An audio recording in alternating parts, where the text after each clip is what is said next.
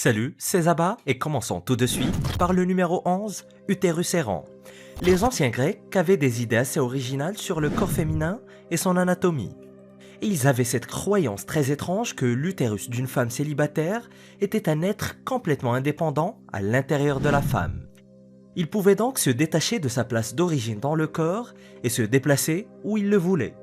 Et selon les médecins et scientifiques grecs, Platon ou Hippocrate en tête de peloton, cela produisait des symptômes tels que l'hystérie, les convulsions et la suffocation. Et l'idée a même persisté après que les médecins ont appris que l'utérus s'était maintenu en place et ne pouvait pas réellement se déplacer. Cela s'appelait l'utérus errant et a été conceptualisé par un médecin nommé Edward Jordan qui a publié le livre Suffocation de la mère en 1603.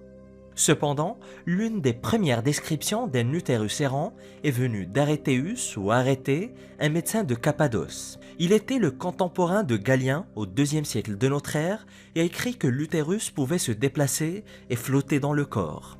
Il a même été décrit comme un animal à l'intérieur d'un animal ou une chose vivante à l'intérieur d'une autre chose vivante. Oui, c'est bien vrai.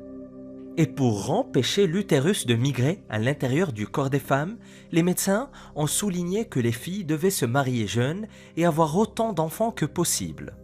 Et si un utérus avait déjà commencé à se déplacer, les médecins fumigeaient la tête des patients avec du soufre. Et ils frottaient également des lotions aux senteurs douces entre les cuisses afin que l'utérus s'éloigne des odeurs désagréables du soufre et se rapproche de l'arôme plus agréable pour se réinstaller là où il devait se trouver. Numéro 10, toupie humaine. Pendant le Moyen-Âge, la maladie mentale était principalement perçue comme une possession par un démon ou d'autres forces maléfiques. Mais beaucoup des remèdes pour les maladies mentales étaient donc des formes horribles de torture infligées à des personnes vulnérables et trop malades pour se protéger. Les médecins de l'époque croyaient que la maladie mentale était causée par des déséquilibres d'humeur, des troubles sanguins, des forces maléfiques ou une congestion du cerveau. Et une méthode incroyablement douloureuse de traitement des troubles mentaux a été inspirée par le travail de l'excentrique Erasmus Darwin, le grand-père du très célèbre Charles Darwin. Il s'agit de la thérapie rotationnelle et elle était mise en œuvre selon l'une des deux méthodes. Une chaise ordinaire était suspendue au plafond avec des cordes attachées aux pieds. La personne malade était attachée dans cette chaise et les cordes étaient utilisées pour la faire tourner jusqu'à ce qu'elle soit mise en rotation.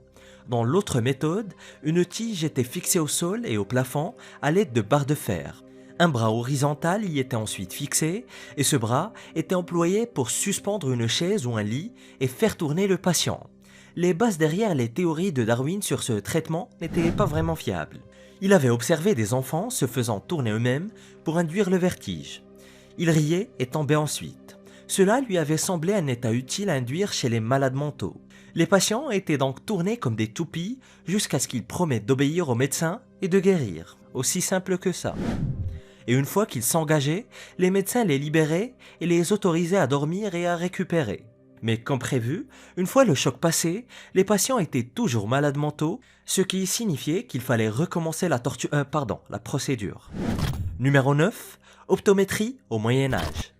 Tout ce qui concerne l'œil en médecine est effrayant et très inconfortable.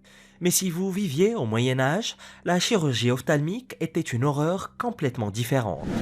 À partir des années 1100 et 1200, les gens ont commencé à se forger de nouvelles opinions scientifiques entre guillemets, sur le fonctionnement de la vision. Et l'une des croyances les plus anciennes avait été avancée par Aristote qui affirmait que la lumière émanait des objets et pénétrait dans les yeux des personnes pour stimuler leur vision. C'était une théorie assez ancienne et farfelue. Et la plus récente, des années 1200, venait de Pierre d'Espagne, un professeur de médecine et penseur avancé de son époque. Il avait une théorie selon laquelle l'esprit humain se trouvait à l'intérieur du cerveau et qu'il passait à travers les nerfs optiques de l'œil avant de toucher un objet dans le monde, puis revenait dans l'œil avec une idée de ce à quoi ressemblait cet objet en particulier. La théorie du médecin était beaucoup plus absurde que celle du philosophe. Pierre d'Espagne, l'homme qui pensait que l'esprit sortait de l'œil, a écrit un livre en 1276 pour instruire les médecins sur la façon de traiter les maladies des yeux. Et ils avaient plusieurs options de traitement différentes à choisir. L'une d'entre elles était de mélanger de la grenade, de l'agremoine, du sucre et du vin blanc, puis de faire couler cette solution directement dans l'œil. Et si vous ne pouviez pas trouver ces ingrédients, la solution était de prendre de la bile d'une hirondelle ou d'une perdrix et de la mélanger à du jus de racines de fenouil. En d'autres termes, du vomi d'oiseau et du fenouil. Et bien qu'il n'y ait pas vraiment besoin d'évoquer les véritables horreurs de l'ablation de la cataracte, en gros, un médecin médiéval qui vous arrache la chair du globe oculaire, on va évoquer un autre remède de Pierre d'Espagne. Pour soigner les démangeaisons des yeux pendant la saison des allergies, il existait un traitement très simple. Il suffisait de prélever l'urine d'un jeune garçon vierge à jeun, de la mélanger avec du vin blanc, puis de faire bouillir dans une marmite avec de la rue des Jardins et de la sauge. Enduisez vos yeux avec ce mélange et vous êtes prêt pour la saison des allergies qui plus est a déjà commencé. Numéro 8. Mercure. Le mercure est un élément réputé pour être extrêmement toxique. Mais à l'époque, cette substance toxique était couramment employée comme élixir et médicament topique. Les anciens Perses et Grecs considéraient que c'était une pommade très utile. Et les alchimistes chinois du IIe siècle appelaient ce liquide précieux le vif-argent. Ils croyaient que le sulfure de mercure rouge était capable d'augmenter la longévité et la vitalité. Pendant plus de 3000 ans, le mercure et ses dérivés ont servi comme médicaments antiparasitaires, antisyphilis, antiprurigineux, antiseptiques, anti-inflammatoires, amalgames dentaires et substituts pour plein d'autres choses. Et certains guérisseurs garantissaient que leurs patients pouvaient devenir immortels et marcher sur l'eau en consommant des breuvages nocifs contenant des substances toxiques comme le mercure, le soufre et l'arsenic. Et l'une des personnes les plus célèbres qui en est devenue victime était l'empereur chinois Qin Shi Huang, et il est mort après avoir consommé du mercure qui était censé le rendre immortel. Et en Chine ancienne, le mercure était également utilisé comme médicament chirurgical dans la médecine traditionnelle chinoise. En Europe, le mercure et ses composés ont été de plus en plus utilisés comme médicaments au début du XVIe siècle et notamment après que son utilisation a été préconisée par Paracels. Entre la Renaissance et le début du XXe siècle, le mercure était un traitement populaire pour les maladies sexuellement transmissibles comme la syphilis. Et certains experts disaient que cela aidait à lutter contre les infections, mais les patients mouraient souvent des dommages causés au foie et aux reins par l'empoisonnement au mercure. Numéro 7. Veau cru et fumier de blaireau. Croyez-le ou non, les anciens Romains utilisaient en réalité du veau cru pour traiter la rage. Pour eux, c'était une sorte de folie effrayante, mais pas nécessairement mortelle. Les médecins modernes savent pertinemment que la rage est en réalité une maladie virale qui provoque une encéphalite chez les humains et d'autres mammifères. Mais historiquement, on l'appelait l'hydrophobie en raison du symptôme de la panique extrême chez les malades lorsqu'ils étaient présentés à des liquides à boire. Et elle commence par de la fièvre et des picotements à l'endroit de l'exposition, suivis de symptômes tels que des nausées, des vomissements, des mouvements violents, une excitation incontrôlée, la peur de l'eau, l'impuissance, la confusion et la perte de conscience. Une fois que les symptômes apparaissaient, le résultat est pratiquement toujours la mort, quel que soit le traitement. Elle se propage lorsque l'animal infecté mord ou même griffe un autre animal ou une personne. Et l'exposition à la salive d'un animal infecté ou d'une personne infectée peut également transmettre l'infection. Et les Romains sont célèbres pour leur innovation, et la médecine n'a pas fait exception. Les médecins romains croyaient avoir trouvé un remède contre la rage. Selon eux, le veau cru et le fumier de blaireau étaient la réponse. Si une personne était mordue par un animal enragé, les médecins traitaient la plaie en l'enveloppant de veau cru. Le patient recevait également un mélange de graisse de porc et de chaux, et on faisait également boire au patient un terrible mélange fait de fumier de blaireau bouilli et de vin. Ce remède était censé nettoyer leur système. Ce traitement insensé était bien évidemment inefficace pour toute personne infectée par la rage. Il présentait également un risque d'infection de la plaie et des maladies gastro-intestinales. Mais on peut dire avec quasi-certitude que les pauvres patients infectés par la rage n'ont probablement jamais vécu suffisamment longtemps pour que cela se produise. Numéro 6. Lavement. Un lavement, historiquement connu sous le nom de clister, est une injection de liquide dans le gros intestin par le rectum. Alors que la version moderne est sûre, indolore et non infectieuse, cela n'a pas toujours été le cas dans la médecine traditionnelle. Les lavements étaient fréquemment employés pour soulager la constipation et pour nettoyer les intestins avant une procédure ou un examen médical. La première mention de lavement dans la littérature médicale a été trouvée dans le papyrus égyptien d'Ébers datant de 1550 avant Jésus-Christ. et dans lequel, et selon la mythologie égyptienne, le dieu Thoth a inventé le lavement. Et pendant le Moyen-Âge, les lavements étaient réalisés à l'aide de dispositifs appelés clistères, un lent tube en métal avec une tasse attachée à l'extrémité. Le tube était introduit dans le corps par le fondement et un liquide médicinal était versé dans la tasse. Le liquide était ensuite introduit par le côlon du patient en effectuant une série de mouvements de pompage. Aujourd'hui, en médecine moderne, l'eau tiède est stérilisée et utilisée à cette fin. Mais autrefois, les choses étaient un peu plus nature. L'un des fluides les plus populaires qui trouvait son chemin dans un clister était généralement une concoction de bile de sanglier.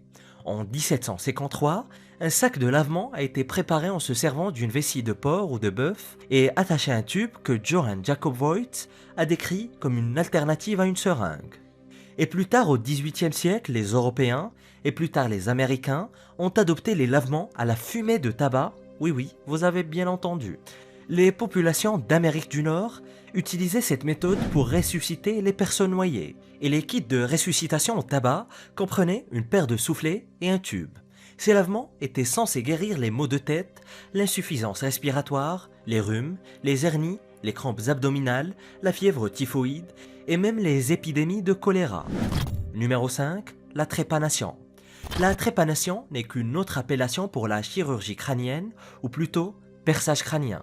Elle était pratiquée depuis l'âge de pierre, et les archéologues ont trouvé des preuves de la pratique de percer des trous dans le crâne d'anciens humains, probablement dans le cadre d'une opération médicale visant à soulager la pression à l'intérieur de la tête. Les preuves les plus anciennes datent d'environ 6000 ans, et cette méthode est restée en usage depuis. Les Romains et les Grecs pratiquaient la trépanation en perçant des trous dans le crâne des gens pour essayer littéralement de réparer leur cerveau. Cela a probablement commencé très tôt comme une sorte de rituel religieux pour ouvrir la tête afin que les démons possédant la victime puissent sortir. Mais rapidement, les gens réalisaient que les trous dans les crânes pouvaient traiter des afflictions comme des tumeurs, des convulsions, l'épilepsie et pouvaient même provoquer des changements positifs du comportement. Je ne vois pas vraiment comment, mais c'est ce que racontent les anciens textes. Mais voici ce qui est vraiment intéressant. Au Moyen-Âge, en Europe, les trépanations n'étaient pas très populaires, mais étaient extrêmement populaires de l'autre côté du monde, au Pérou. L'anthropologue John Verrano croit que les Incas ont eu l'idée par accident lorsqu'ils pensaient les blessures sur le cuir chevelu des gens. Lorsqu'un de leurs guerriers était blessé, les médecins devaient enlever les os des fissures dans le crâne et ainsi, ils ont appris lentement comment le traitement des fractures du crâne pouvait avoir d'autres effets positifs. Et au XIXe siècle, la trépanation était devenue une pratique médicale acceptée. Mais c'était aussi le début de la neurochirurgie et d'une compréhension bien plus complexe du cerveau humain. Numéro 4. La petite souris. Les Égyptiens de l'Antiquité sont connus pour leur immense connaissance et leurs concepts et pratiques futuristes. Et bien qu'ils aient été à la pointe dans des domaines comme la géométrie, l'ingénierie et la chimie, leur compréhension de la médecine était très différente de celle que nous avons aujourd'hui. En raison de leur position géographique et de leur climat, les grains de sable étaient souvent mélangés à leur alimentation malgré leur effort de les éviter. Les anciens Égyptiens, qui avaient l'habitude de mordre dans des grains de sable, souffraient parfois de douleurs dentaires très sévères. Et après avoir mûrement réfléchi à la question, les médecins égyptiens ont conclu que les souris mortes étaient le remède à ce mal de dents. Ils écrasaient des souris mortes et d'autres substances avec une pâte qu'ils appliquaient directement sur leurs dents ou les gencives douloureuses. Alors là, ça change des bains de bouche à la menthe. Et si la douleur dentaire était trop sévère, une souris morte entière était placée dans la bouche du patient. Cependant, les anciens Égyptiens n'étaient pas les seuls à pratiquer cela, car ce type de traitement, à une échelle bien plus réduite, était également utilisé dans les campagnes anglaises pendant les années 1920. Personne ne peut dire avec certitude si ce traitement est efficace. Enfin si, mais nous avons la médecine moderne. Mais quiconque en entend parler de nos jours aura forcément des haut le cœur à l'idée de fourrer une souris entière dans sa bouche. Une autre croyance erronée des temps anciens était que les maux de dents étaient causés par des vers vivants à l'intérieur des dents. Cette hypothèse a conduit au développement de nombreux traitements terrifiants, notamment l'utilisation d'asticots ou de chenilles, d'une concoction d'œufs d'araignée et d'huile appelée jus d'araignée et du jus de cerveau de lapin mort. Bon appétit. Numéro 3. Saignée. La saignée est un processus dans lequel le sang est retiré du patient afin de guérir des maladies ou de prévenir des maladies. Et autrefois, cela était fait soit par des médecins, soit par des sangsues. C'était basé sur d'anciennes croyances selon lesquelles le sang et autres fluides corporels étaient considérés comme des humeurs qui devaient rester en équilibre pour maintenir une bonne santé. Les historiens affirment que c'était la procédure médicale la plus courante pratiquée par les chirurgiens de l'Antiquité jusqu'à la fin du XIXe siècle. Pendant environ 2000 ans, cela était considéré comme une méthode scientifique réelle pour guérir des maladies. Mais en réalité, et dans la plupart des cas pendant les temps anciens, la saignée était en fait nuisible. Des passages du papyrus Ebers suggèrent que la saignée par scarification était une pratique acceptée dans l'ancienne Égypte. En effet, des sépultures égyptiennes antiques auraient contenu des instruments de saignée. En Grèce, cette pratique est devenue très populaire au 5e siècle avant Jésus-Christ, du vivant d'Hippocrate qui l'a également mentionné. La saignée d'un patient était en fait calquée sur le processus de menstruation, Hippocrate estimant qu'elle permettait de purger les femmes de leur mauvaise humeur. La saignée était également soutenue par la religion au Moyen Âge. Le Talmud recommandait un jour de la semaine et des jours du mois spécifiques pour les saignées. Et dans le traité de Shabbat, des règles similaires ont également été retrouvées.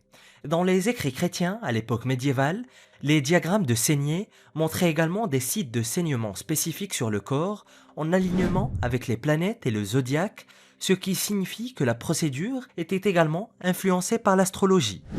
Numéro 2. Cannibalisme thérapeutique. La médecine cadavérique, également appelée cannibalisme médical ou thérapeutique, est la consommation ou l'utilisation de parties du corps humain pour traiter des maladies. À l'époque, dans certaines sociétés, l'utilisation médicale et pharmacologique de parties du corps humain est devenue courante en raison de la croyance selon laquelle, étant donné que le corps humain pouvait se guérir lui-même, il pouvait également aider à guérir un autre corps humain. Cette croyance était partagée par différentes cultures, notamment l'ancienne Mésopotamie, l'Égypte, la Grèce, la Chine et la culture judaïque. Si vous étiez sujet à des maux de tête, aux crampes musculaires ou aux ulcères d'estomac dans l'Antiquité, les médecins pouvaient vous prescrire des remèdes basés sur la soi-disant médecine cadavérique. Il s'agissait en réalité d'une combinaison de chair humaine, de sang ou d'eau. Le cannibalisme médical sur le continent européen remonte à l'Empire romain au IIe siècle après Jésus-Christ. Marsilio Ficino, ou Marsile Ficin, un philosophe du XVe siècle, a écrit que les Romains buvaient le sang des gladiateurs tués pour absorber la vitalité des jeunes hommes forts. Et la pratique du cannibalisme médical a culminé en Europe au cours du XVIe siècle, et la pratique devenant courante en Allemagne, en France, en Italie et surtout en Angleterre jusqu'au XVIIe siècle. Le roi Charles II d'Angleterre, sur son lit de mort, consommait une infusion connue sous le nom de King's Drops, ou gouttes du roi, qui était fabriquée en se servant de crâne humain émietté et d'alcool. Et la plupart des matières premières pour ces pratiques médicales étaient extraites de momies égyptiennes volées de leurs tombes, des crânes étaient prélevés sur des sites funéraires irlandais, et des médicaments produits à partir d'eau, de sang et de graisse humaine étaient censés traiter plusieurs maladies différentes. Des élixirs étaient même produits en faisant tremper des corps momifiés dans du vinaigre ou de l'alcool pour traiter les saignements internes. Des crânes en poudre étaient utilisés pour soigner les afflictions de la tête et parfois mélangés avec du chocolat pour traiter l'apoplexie. Les Anglais traitaient également l'épilepsie en mélangeant de la poudre de crâne avec de la mélasse. La graisse humaine était également utilisée comme remède topique pour traiter les problèmes de la peau. Elle était appliquée directement sur la peau ou bien des bandelettes étaient trempées dans de la graisse puis appliquées sur les blessures. Numéro 1. Bouse thérapeutique. Malgré leur système médical remarquable et bien organisé, les anciens Égyptiens avaient des pratiques et des méthodes incroyablement étranges pour traiter certaines maladies. Ils se sont servis de toutes sortes de choses dégoûtantes en tant que pommades et d'onguents topiques pour diverses afflictions. Le sang de lézard, les souris mortes et le pain moisi ont tous été appliqués sous forme de pâte et de pansements sur la peau. Les femmes étaient parfois traitées avec de la salive de cheval pour guérir une libido altérée. Et l'un des remèdes les plus répugnants utilisés par les médecins égyptiens consistait à se servir d'excréments humains et d'animaux comme remède universel pour les maladies et les blessures. Le papyrus Ebers, encore une fois, de 1500 ans avant Jésus-Christ, indique que les excréments d'âne, de chiens, de gazelles et de crocodiles étaient tous très appréciés en tant qu'onguents en raison de leurs propriétés curatives. Il croyait également que cette matière fécale pouvait éloigner les mauvais esprits et les démons. Une série de traitements impliquant des excréments a également été mentionnée dans un livre de 1747 appelé Pharmacopoeia Universalis. Le livre indiquait que les fientes de corbeau, si elles étaient suspendues autour du cou des enfants, pouvaient soulager leur toux. Les fientes de pigeon pouvaient être utilisées pour traiter les troubles tels que la goutte, l'hémicranie et les vertiges si elles étaient chauffées, je cite violemment. Le livre indiquait également que 9 morceaux de déjection de rat consommés par une femme pouvaient supprimer les menstruations. Tu m'étonnes. Et le fumier de mouton était considéré comme très efficace pour traiter la jaunisse, les tumeurs spléniques et les verrues, tandis que les fientes de paon pouvaient guérir les vertiges et l'épilepsie. Et chez les Égyptiens, les déjections de crocodile mélangées à du miel servaient de contraceptif. Et pour découvrir encore plus de pratiques scandaleuses qui étaient tout à fait normales pour les Égyptiens, clique sur cette vidéo.